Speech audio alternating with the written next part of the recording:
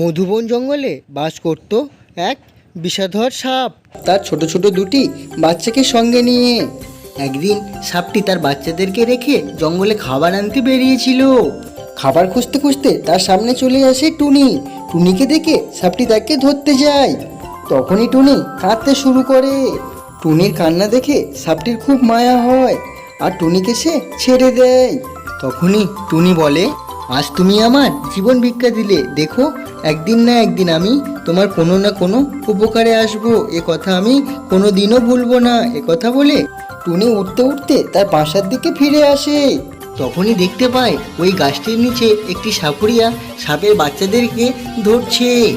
তখনই টুনি উঠতে উঠতে গিয়ে সাপুরিয়ার চোখে আঁচড়ে দেয় আর সাপুরিয়াটি খুব ব্যথা পায় আর এক ছুটে ওখান দিয়ে পালিয়ে যায়।